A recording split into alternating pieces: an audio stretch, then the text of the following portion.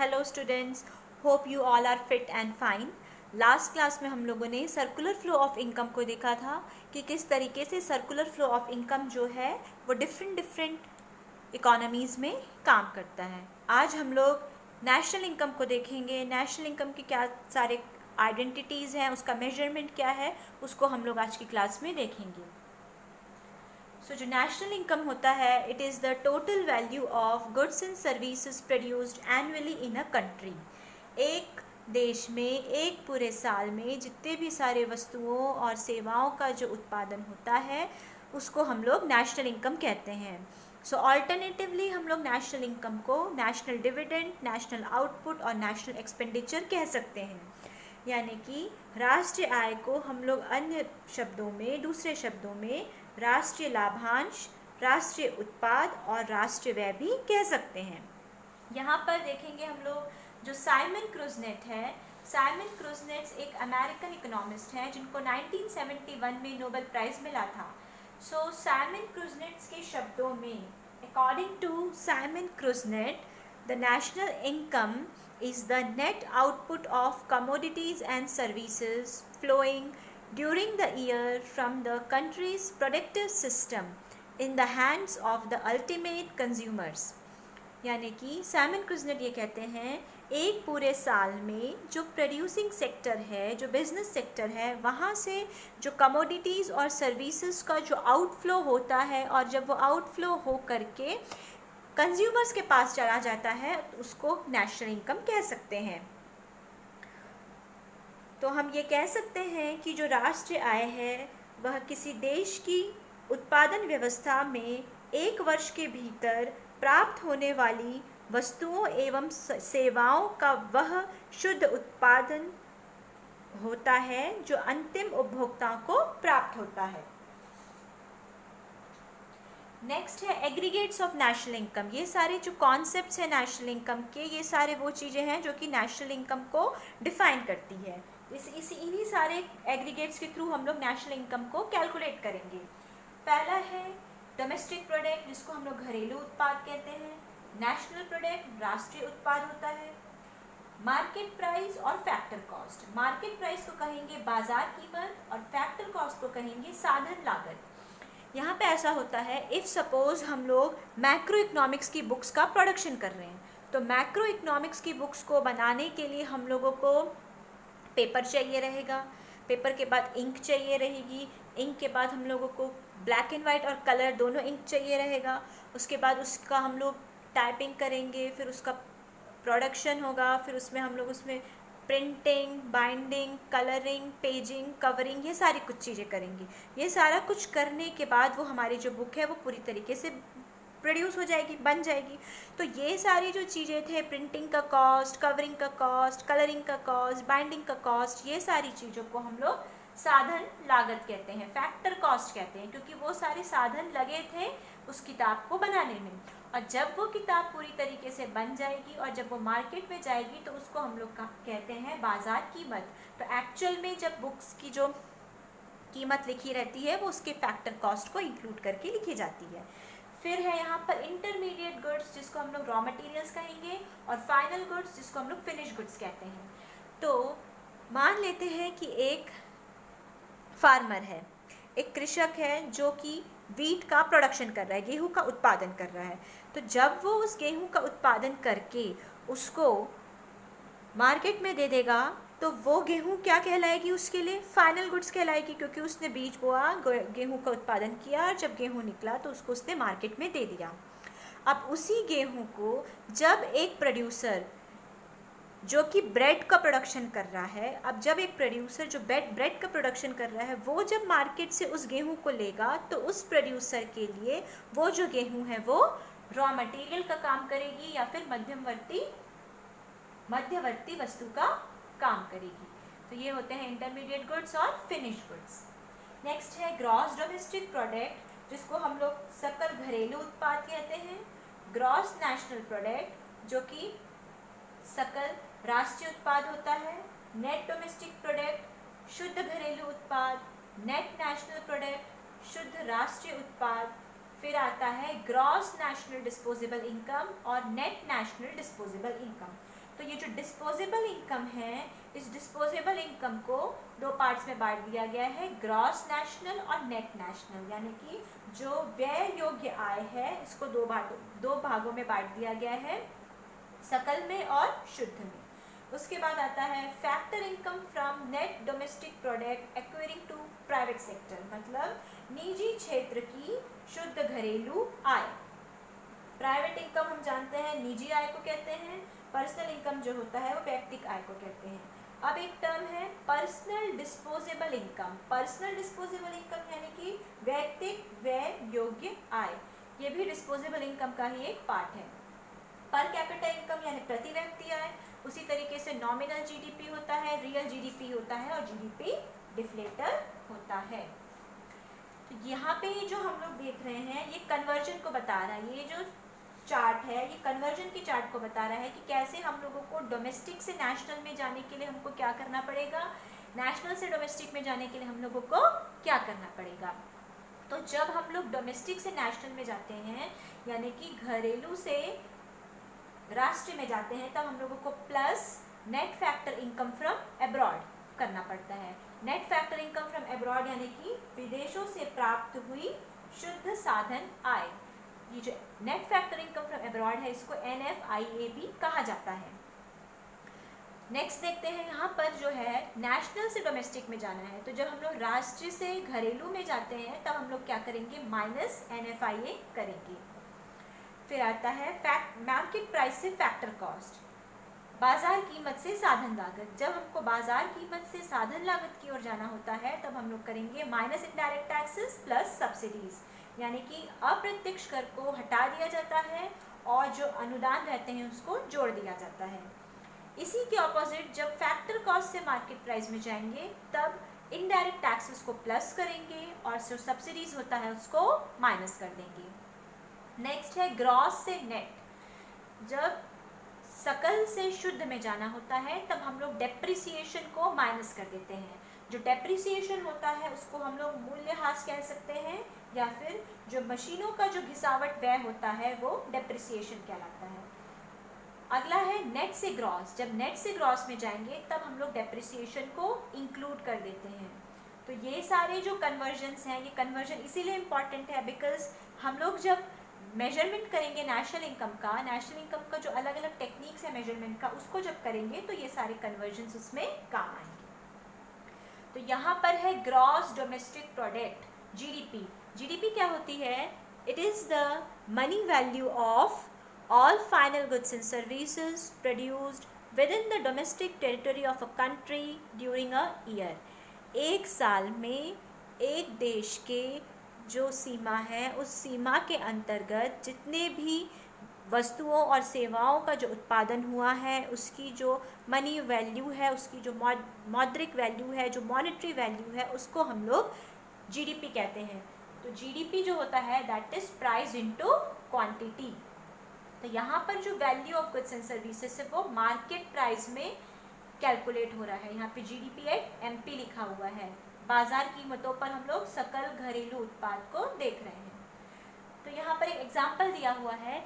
अगर आप लोगों को पहली वाली क्लास याद है जिसमें हम लोगों ने ग्रेट डिप्रेशन ऑफ 1930s को पढ़ा था, जिसके बेसिस पे कीन्स ने अपने थॉट्स बताए थे, तो वहीं से ही ये एग्जांपल है। इसमें लिखा हुआ है between 1929 and 1933 GDP fell from $104 billion to $56 billion.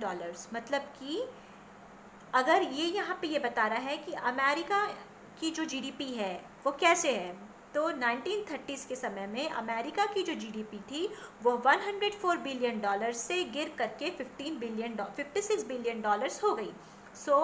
जो ये GDP में जो गिरावट हुई थी उसके कारण से अमेरिकन इकोनॉमी में क्या हुआ, हाई अनएम्प्लॉयमेंट हो गया, स्टीप स्टॉक मार्केट में fall in the stock market, then bankruptcies हो गई, बैंक फेलियर हो गया, राइट्स हो गए और पॉलिटिकल टर्माइल हो गया। यानी कि उस समय वैसे भी वहाँ पे मंदी का दौर चल रहा था और GDP के गिर जाने से वहाँ पर बेरोज़गारी की दर बढ़ गई, स्टॉक मार्केट में गिरावट आ गई, दिवालिया घोषित हो गए बहुत लोग, बैंक जो थे वो काम करना बंद कर दिए, दंगे होने लगे और बहुत सारे पॉलिटिकल जो हैं राजनीतिक जो मतभेद हैं वो वहाँ पर चालू हो गए थे।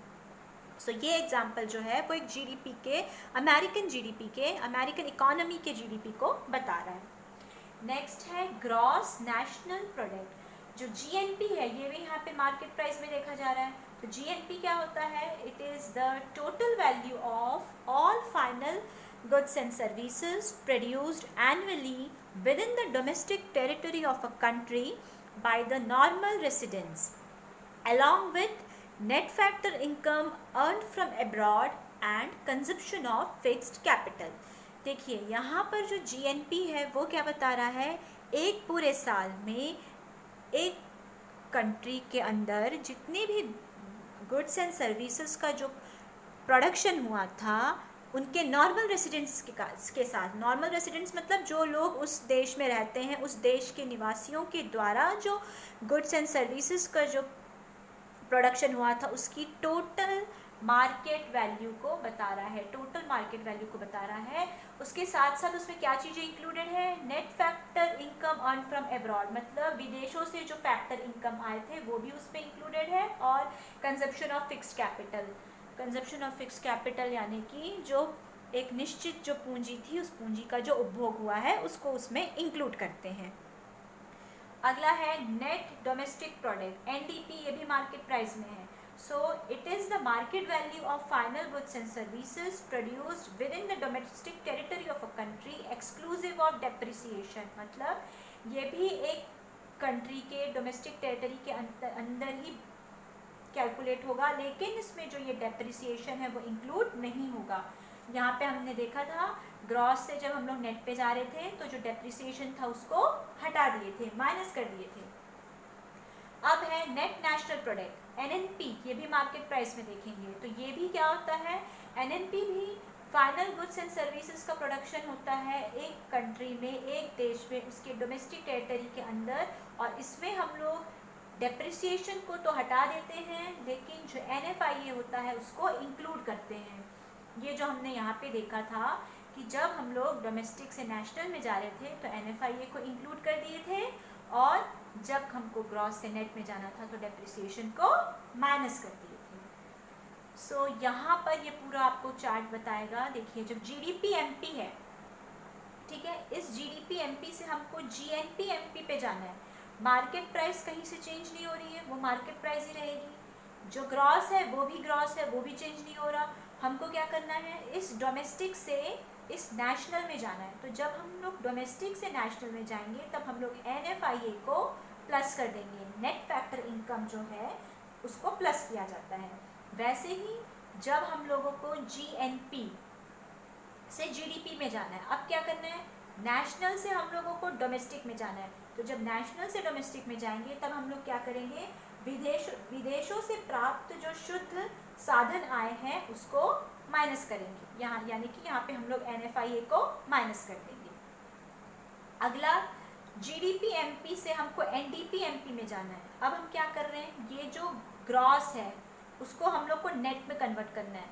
जो सकल उत्पादन है उसको हम लोगों को शुद्ध उत्पादन में कन्वर्ट करना है। तो जब ग्रॉस से नेट में जाएंगे तो हम लोग डेप्रिसिएशन को माइनस कर देंगे, और वैसे ही जब नेट से हमको ग्रॉस में जाना रहेगा तो वहाँ पे जो डेप्रिसिएशन है वो प्लस हो जाएगा। अगला यहाँ पे जो है वो क्या है? GDP MP. इस जीडीपी एमपी से हमको जाना है एनएनपी एमपी में। मतलब पहले हम लोगों को ग्रॉस को नेट में कन्वर्ट करना है, उसके बाद जो डोमेस्टिक है उस डोमेस्टिक को नेशनल में कन्वर्ट करना है। तो हम लोग पहले डोमेस्टिक को नेशनल में कन्वर्ट करते हैं। डोमेस्टिक को नेशनल में कन्वर्ट करने के लिए प्लस एनएफआईए करेंगे, ये जो हमने यहाँ पे देखा था, और ग्रॉस से नेट में जाने के लिए माइनस डेप्रिसिएशन करेंगे जो इधर देखे थे। वैसे ही जब एनएनपी एमपी से हमको जीडीपी एमपी में जाना रहेगा तब हम क्या करेंगे? एनएफआईए को माइनस कर देंगे और जो डेप्रिसिएशन है उसको प्लस कर देंगे। सो ये सारा जो कॉन्सेप्ट था ये पूरा मार्केट प्राइस के ऊपर में बेस्ड था। अब हम लोग फैक्टर कॉस्ट में आते हैं, साधन लागत पे आते हैं। तो पहला है GDP at FC. Factor cost में क्या होता है? So GDP at FC is the sum total of factor incomes. जो फैक्टर इनकम्स हैं उसमें हम लोग क्या क्या लेंगे? Rent, interest, profits and wages generated within the domestic territory of a country along with the consumption of fixed capital.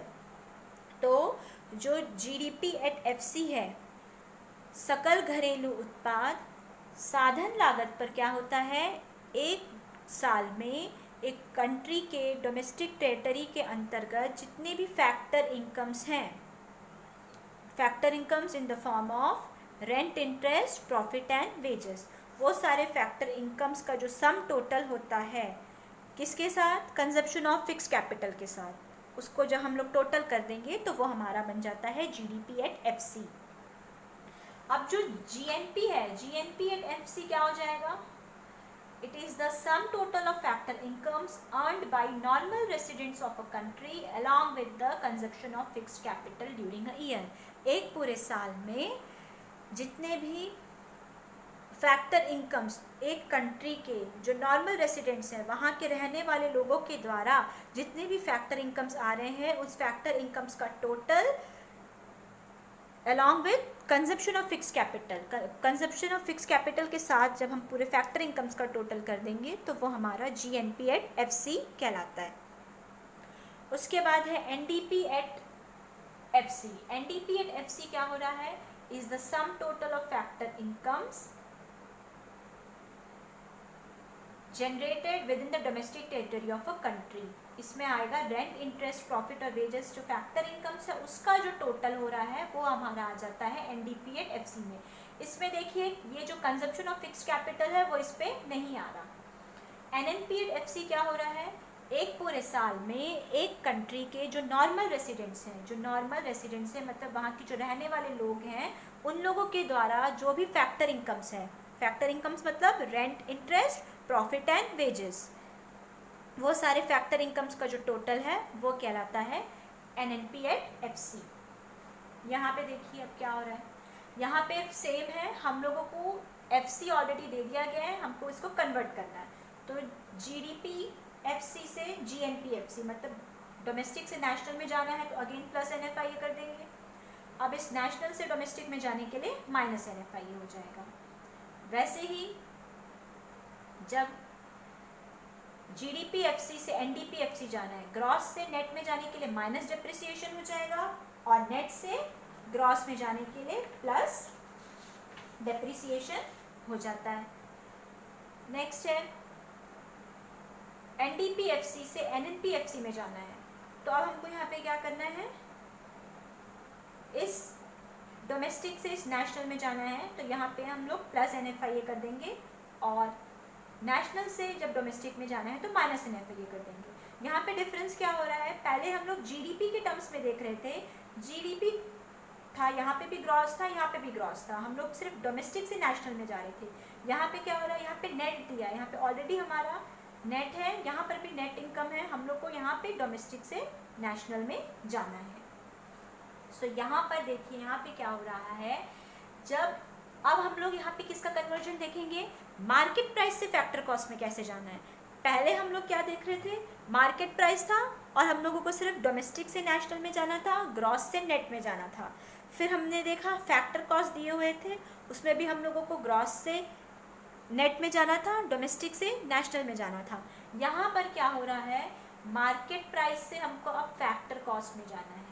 तो जब हम लोग को मार्केट प्राइस से फैक्टर कॉस्ट में जाना होता है तो हम लोगों को इनडायरेक्ट टैक्सेस जो अप्रत्यक्ष कर होते हैं उसको माइनस करना होता है और जो सब्सिडीज हैं, जो अनुदान होता है, उसको प्लस करना होता है। तो यहाँ पे देखेंगे एनडीपी एमपी से एनडीपी एफसी में जाने के लिए minus indirect taxes plus subsidies.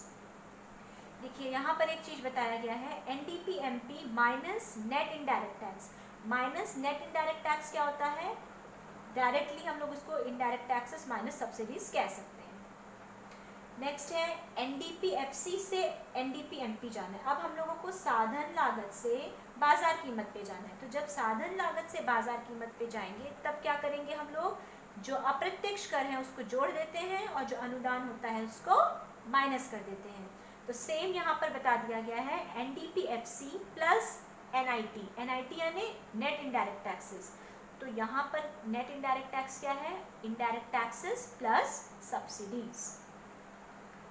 तो ये सारी जो चीज़ें थी ये सारा हमारा कन्वर्जन था कि कैसे हमको ग्रॉस से नेट, नेट से ग्रॉस, डोमेस्टिक से नेशनल, नेशनल से डोमेस्टिक और मार्केट प्राइस से फैक्टर कॉस्ट और फैक्टर कॉस्ट से मार्केट प्राइस में जाना है।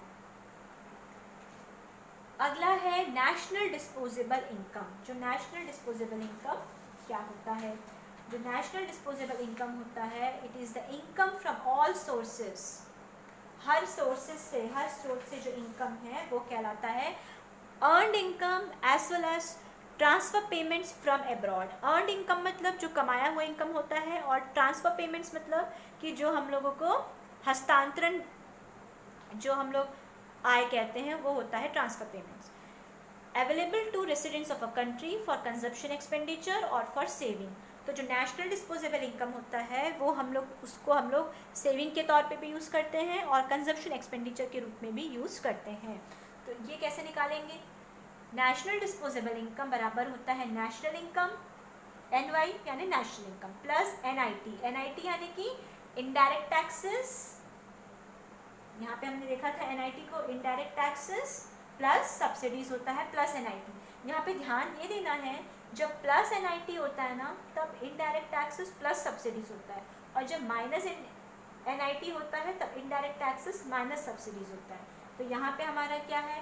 प्लस NIT है, मतलब indirect taxes plus subsidies plus net current transfer from rest of the world. इसका मतलब net current transfer from rest of the world का मतलब होता है पूरे विश्व से जो उस समय करंट ट्रांसफ़र हो रहा है पेमेंट्स का, वो होता है net current transfer from rest of the world.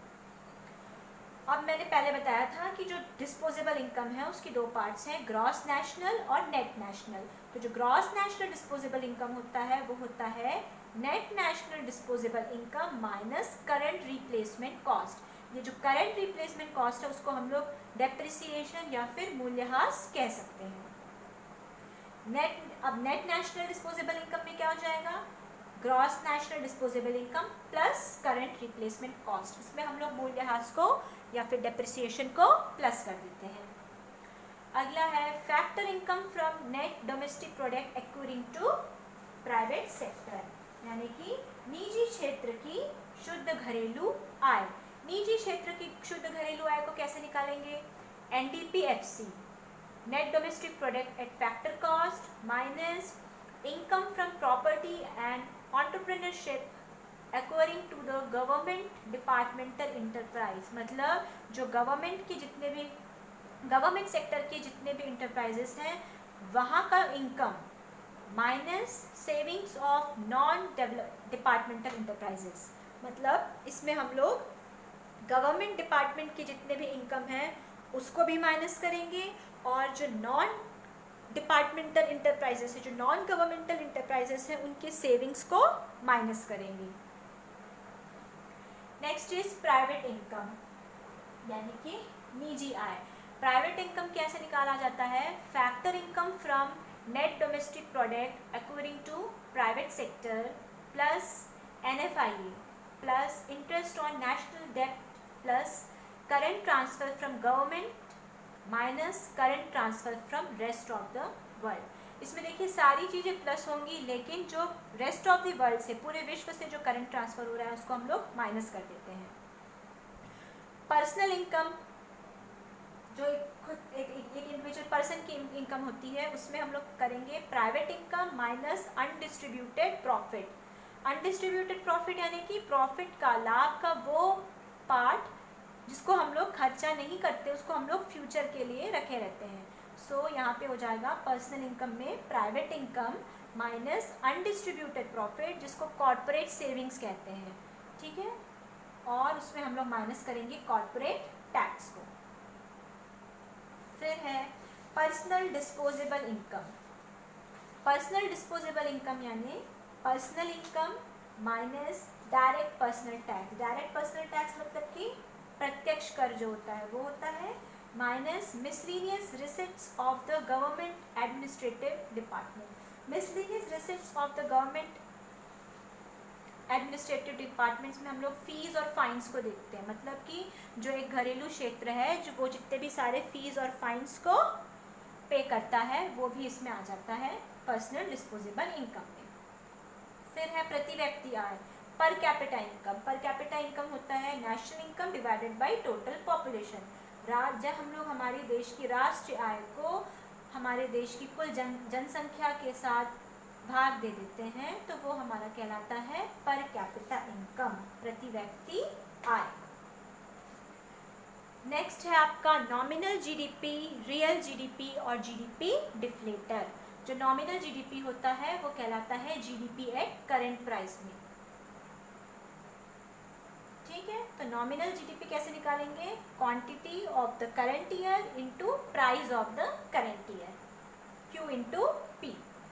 और जो रियल जीडीपी होता है वो होता है GDP at constant price. Constant price मतलब कि जो स्थिर रहता है वो होता है रियल जीडीपी। तो रियल जीडीपी कैसे निकालेंगे? Quantity of the current year but price of the base year. यहाँ पे Q इनटू P हैट दिया हुआ है। जो P हैट है ये इसको हम लोग P कैप बोलेंगे। तो ये जो P हैट है वो क्या बता रहा है? Price of the base year. अगला जो है जीडीपी डिफ्लेटर है। जो जीडीपी डिफ्लेटर है वो इन्फ्लेशन को कैलकुलेट करने का एक बहुत ही इंपॉर्टेंट टूल है।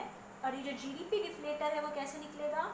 GDP at current price divided by GDP at constant price into 100। मतलब अगर हम लोग नॉमिनल जीडीपी को डिवाइड कर देंगे रियल जीडीपी से, फिर उसको हम लोग 100 से इंटू करेंगे तो हम लोगों को जीडीपी डिफ्लेटर मिल जाएगा। तो ये सारी चीज़ें कुछ बेसिक कॉन्सेप्ट्स थे, कुछ बेसिक एग्रीगेट्स थे नेशनल इनकम के। और हम लोग हमारी नेक्स्ट क्लास में नेशनल इनकम के मेजरमेंट को देखेंगे कि नेशनल इनकम को मेजर करने के कौन कौन से तरीके हैं, उन तरीक़ों को मेजर करने के लिए हमको क्या क्या प्रिकॉशंस लेने चाहिए। फिर हम ये देखेंगे कि नेशनल इनकम की इम्पॉर्टेंस क्या क्या है, उसके लिमिटेशंस क्या क्या है, और नेशनल इनकम एक इकोनॉमी के लिए क्यों इतना ज़्यादा इम्पॉर्टेंस रखता है। सो आज की क्लास के लिए इतना ही। Till then, thank you, bye bye.